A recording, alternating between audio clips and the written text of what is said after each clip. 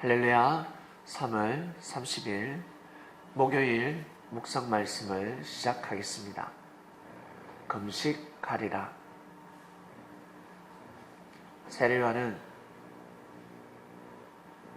금식하였습니다. 왜 금식하였을까?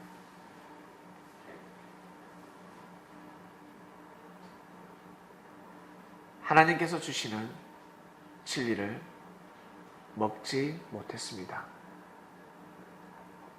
세례요한이가 먹어야 할 진리가 무엇입니까? 예수님을 전가하는 진리였습니다. 세례요한이가 예수님을 전가하지 못하면 헛되고 헛된 사역을 하는 것입니다. 바리새인들이 이 비사를 알까? 제사장들이 이 비사를 알까? 모세가 출애굽을 선포하지 않으면 금식하는 것입니다. 여호수아가 가나안 땅 정복을 선포하지 않으면 금식하는 삶을 살아가는 것입니다.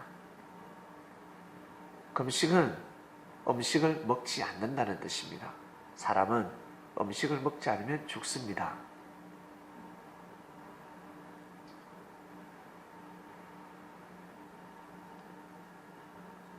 자신에게 맞는 음식이 있습니다.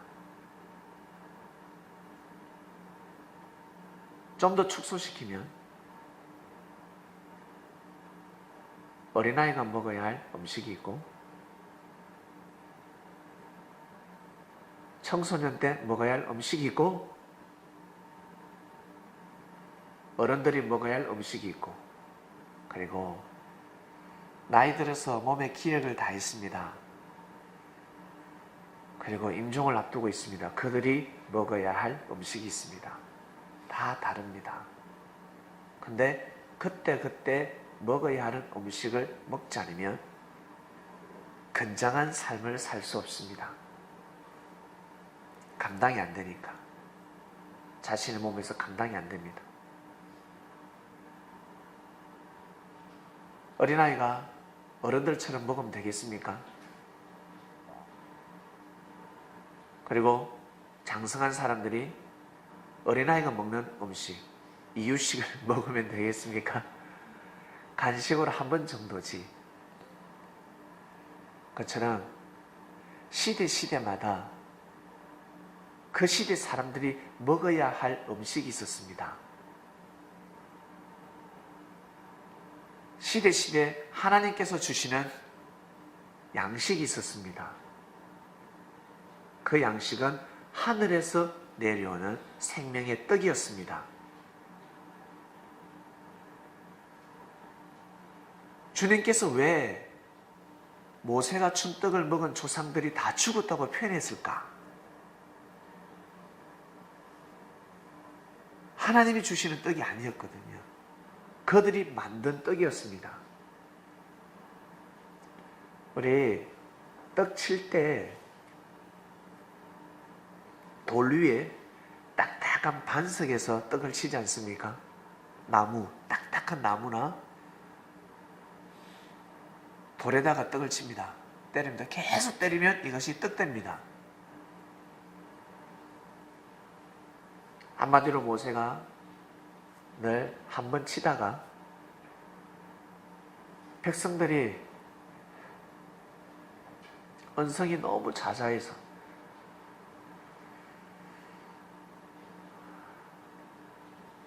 결국 두 번 칩니다. 두 번 쳐서 백성들을 먹입니다. 갈증을 해소시킵니다.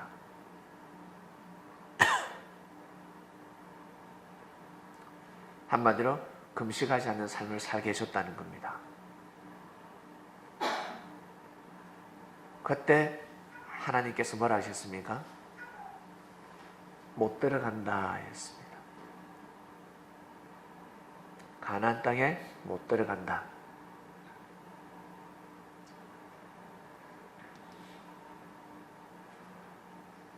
현재 못하기 때문에 다음에 일을 줄 수 없다라는 뜻입니다. 신강야에서 너희들이 해야 할 일이 있는데 그 믿음을 저버렸으니 그 믿음 가지고 가나안 땅에 들어가더라도 나의 뜻을 이룰 수 없으니 너희들의 사역은 여기까지다. 원래 하나님의 뜻이 깨어져 버렸습니다. 그래서 주님은 죽었다. 모세가 준 떡을 먹어도 죽었다.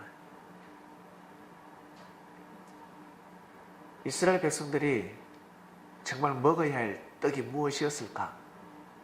가나안 땅에 입성하는 것입니다. 죽어도 거기에서 죽어야 합니다. 비참한 삶을 산다 할지라도 거기서 죽어야 합니다. 애굽에서 잘 먹고 잘 살면 사람들은 부러워하고 사람들은 행복하다 하겠지만 하나님의 뜻이 아니었습니다. 신광야에서 죽는 것도 하나님의 뜻이 아니었습니다. 모세가 눈을 감을 수 없었습니다. 내가 여기서 죽는 것이 하나님의 뜻이 아닌데 반드시 저 가나안 땅에 들어가야 하는데 약속의 땅으로 들어가야 하는데 거기에서 죽어야 하는데 사람들이 보기에는 똑같은 땅입니다. 경상도나 전라도나 그리고 서울 땅이나 아무 데나 묻히면 되지 않습니까? 그런데 모세는 신광야에서 묻히면 아니 되는 사명을 가지고 있었습니다. 금식하는 바람에 힘이 없어서 가나안 땅에 들어갈 수 없었습니다. 아무리 들어가고 싶어도 들어갈 수 없었습니다. 하늘의 운세권이 임하지 않았습니다. 자력으로 하는 거 아니니까. 사람들은 자력으로 한다 그러죠. 여러분 찬양하니까 어떻습니까? 자력으로 찬양하는 것 같죠? 기도하니까 나의 힘으로 찬양하는 것 같죠? 아니요. 하나님의 신이 딱 떠나면 아무리 찬양을 하려 해도 할 수 없고 기도를 하려 해도 할 수가 없습니다. 겉으로 은혜스럽던 말씀이 은혜스럽지 않습니다. 하늘의 신이 떠나면 그렇습니다. 왜 떠날까? 마음을 보고 잘못된 마음을 보고 이스라엘 백성들이 모세를 불신했을 때 하나님의 신이 떠나버립니다. 하나님을 믿는데 모세를 불신할 때 모세뿐만 아니라 그 시대에 보낸 선지자들을 불신할 때 하나님의 신이 떠났습니다. 왜 그럴까? 하나님은 사람을 통해서 역사하시기 때문에 그렇습니다. 사람들은 그 사람을 보고 모순을 생각합니다. 단점을 생각합니다. 장점을 생각하지 않습니다. 그 사람이 가지고 있는 달란트를 생각하지 않습니다. 안 좋은 면만 생각합니다. 그래서 주님이 뭐라 하셨습니까? 네가 지금 지적하는 것은 티다, 형제의 티다. 근데 네 눈에는 덜보가 들어있다 했습니다. 왜? 눈이 맛이 갔으니까. 딱 보니까 이미 눈이 맛이 갔습니다. 총명함이 사라졌습니다. 그래서 눈을 지적했습니다. 눈은 마음의 창. 네 마음속에 덜보가 있다라는 뜻입니다. 마음이 삐뚤어지니까 눈으로 나타나는 겁니다. 마음에서 형제를 사랑하면 눈빛에서 사랑하는 파장이 나옵니다. 근데 마음에서 형제를 싫어하면 눈빛에서부터 안 좋은 파장이 나갑니다. 마음에서 시기 질투를 하면 눈빛에서 시기 질투가 나가고 마음에서 화가 나면 눈빛에서 화가 나갑니다. 눈이 얼마나 중요한 줄 아십니까? 그래서 주님이 뭐라 하셨어요? 섭리길 가는데 천국의 길을 걸어가는데 하나님의 뜻길을 걸어가는데 좁은 길을 걸어가는데 방해되면 빼라. 눈 빼라 하셨습니다. 왜 빼라 하셨을까? 마음을 고쳐 먹으라는 뜻입니다. 얘야 마음을 고쳐 먹어라. 마음을 고쳐 먹어라. 그거 가지고 안 된다. 왜요? 아니면 금식하니까. 한 번 정도 음식을 안 먹을 수 있습니다. 끼니는 때울 수 있지만 금식하면 아니 됩니다. 금식하면 죽습니다. 세례요한이가 왜 죽었을까? 세례요한이가 왜 죽었을까? 금식했기 때문입니다. 세례요한은 누굴 증거해야 합니까? 예수님을 증거해야 합니다.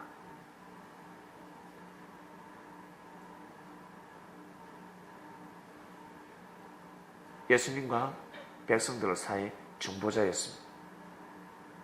예수님은 하나님과 땅 사이 중보자였고 세례요한은 그 사명이었습니다. 그러나 세례요한은 하나님의 말씀을 전하기를 원했습니다. 하나님의 복음을 전하기를 원했습니다. 진정한 하나님의 복음이 무엇입니까? 예수님이 그리스도 메시아라는 것이었습니다. 그의 입에서 하나님의 말씀이 선포되었기 때문에 그럽니다.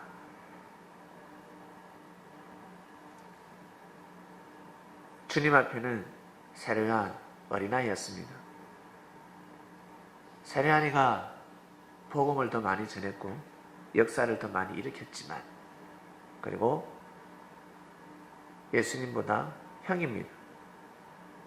같은 해에 태어날 수도 있고 연년생일 수도 있는데 6개월 차이가 나죠. 일단 형입니다. 옛날에는 하루만 일찍 태어나도 사촌지간에 형님 해야 됩니다. 쌍둥이도 1분 상간 2분 상간에 태어나도 형 해야 합니다. 요즘도 좀 그렇지요. 옛날에는 더욱 그라였습니다. 세례요한이가 형이었습니다. 그러나 영적으로는 어린아이였습니다. 그 세례요한이가 예수님을 마음과 뜻과 목숨을 다해서 사랑할 수 있는 마음을 하늘이 불어넣어 주셨습니다. 생기를 불어넣어 주셨습니다. 어린아이가 부모님을 사랑하듯이 어린아이가 부모님을 마음껏 사랑합니다. 죄가 될까 안 될까? 죄가 안 됩니다. 그처럼 세례요한이가 예수님을 마음껏 사랑합니다. 죄가 될까 안 될까? 죄가 안 됩니다. 무지한 바리새인들은 그러겠지요. 왜 사람을 중심하냐?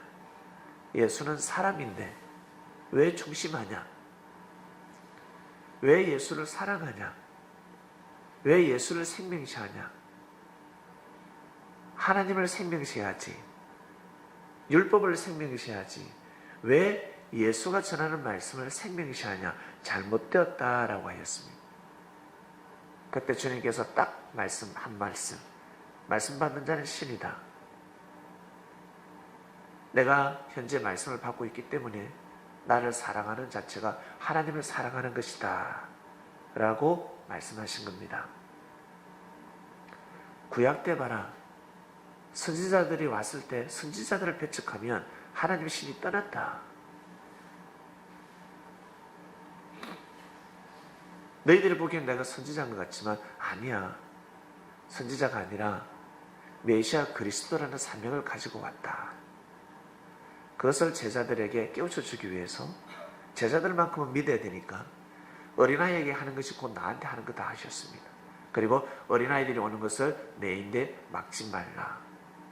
막지 말라. 그 어떤 생명이 나에게 온다 할지라도 막지 말라. 너희들은 구원시킬 수 없다.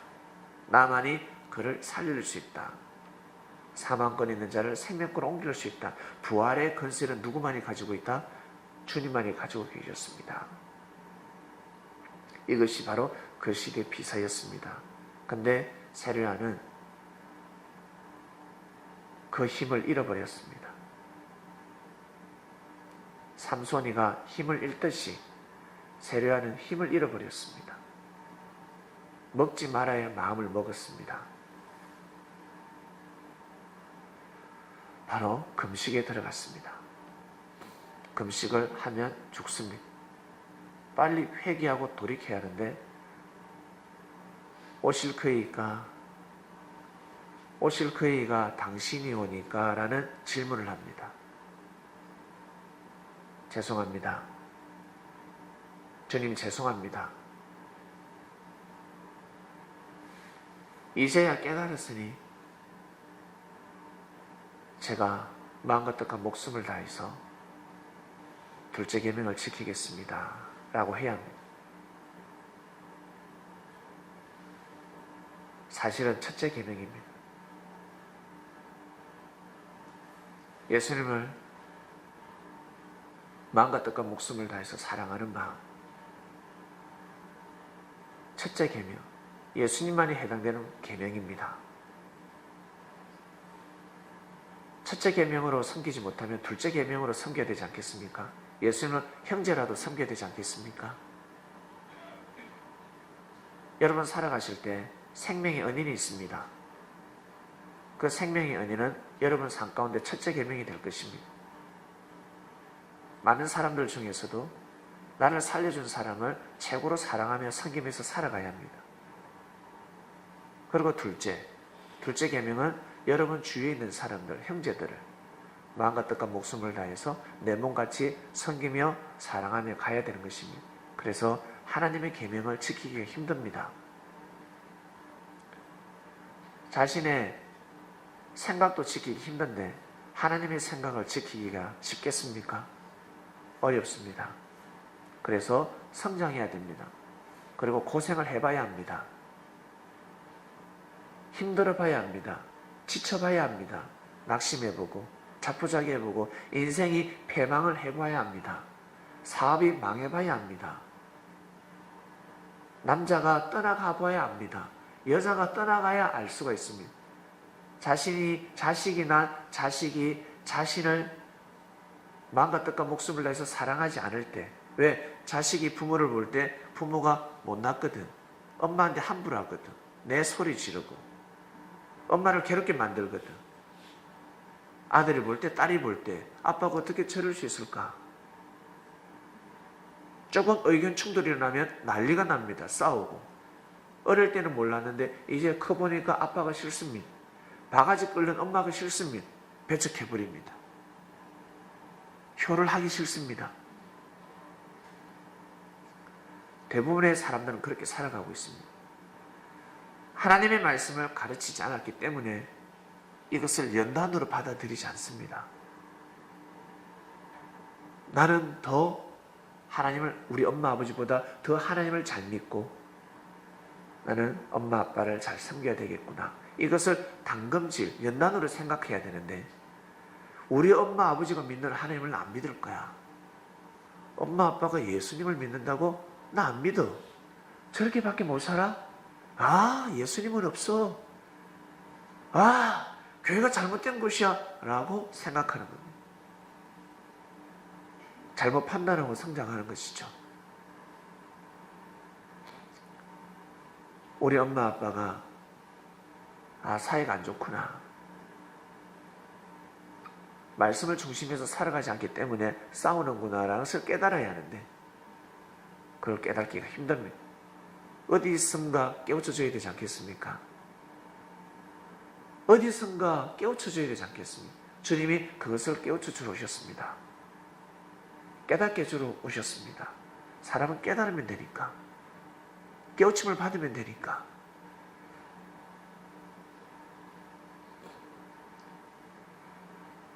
그리스도인 여러분, 금식하지 마시길 바랍니다. 금식하시면 아니 됩니다. 자신의 생각과 자신의 판단으로 주님의 사역을 바라보아서는 아니 됩니다. 그러면 자신이 죽습니다. 금식에 들어갑니다. 세례요한이가 금식에 들어가고 가룟 유다도 금식에 들어갔습니다. 얼마나 똑똑한 사람들이었는데, 그 시대 얼마나 능력 있는 사람이었는데 바보들이 아니었습니다. 멍청하게 바리새인들에게, 제사장에게 쏘가 넘어간 자들이 아니었습니다. 스스로 실족한 자들이었습니다. 누굴 보고? 예수님을 보고. 예수님의 사역을 보고 실족해버렸습니다.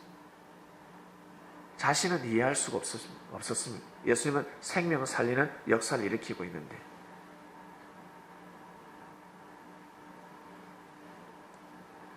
제자들 입장에서는 이해를 할 수가 없습니다. 그래서 예수님 하시는 일에 계속 토를 달았습니다.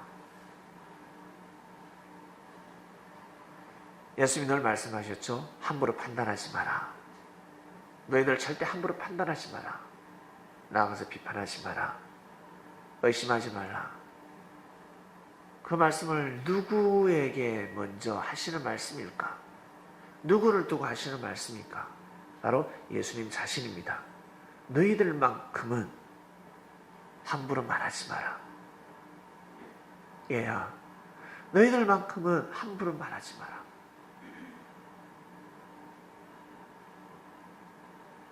예수님에게 티가 있다고 지적합니다. 예수님에게 티가 있다고 지적하면 그 사람의 눈에는 덜보가 있습니다. 네 눈에는 덜보가 있다. 그래서는 아니 된다. 어떻게 쏜 역사인데, 어떻게 해서 펼쳐지는 역사인데 가히 자신의 생각으로 판단을 하고 역사를 끝내려고 할 수가 있겠습니까? 자신이 죽는 겁니다. 역사는 절대 끝나지 않습니다. 하나님의 역사이기 때문에 자신이 죽는 겁니다. 이것을 제자들은 몰랐습니다. 세례 요한이가 자신이 죽을 줄 알았겠습니까? 아니요. 몰랐습니다. 가룟유다도 몰랐습니다.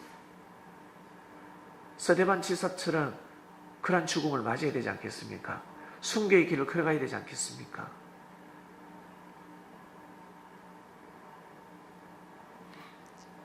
신랑이 없으면 역사를 할 수가 없습니다. 신랑이 없어도 역사를 할 수 있다라고 판단했습니다. 왜? 율법이 있으니까. 말씀이 있기 때문에 우리는 역사를 할 수 있다. 크나큰 판단 미스를 하였습니다. 율법 가지고는 안 됩니다. 자, 우리 성경이 있으니까 역사를 할 수 있다. 성경 가지고 아니 됩니다. 성경 이거 가지고서는 아니 됩니다. 한계가 있습니다. 이제는 한계가 있습니다. 이것을 풀어야 합니다. 부분적으로 풀어도 아니 되는 시대가 도래했습니다.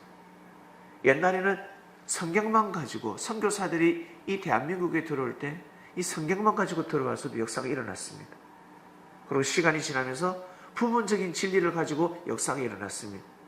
그러나 이제는 온전한 진리가 선포되어야 되는 때입니다. 그 온전한 진리를 아무나 선포할 수 있겠습니까? 하늘로부터 지혜가 내려와야 합니다. 하나님이 허락하셔야 됩니다.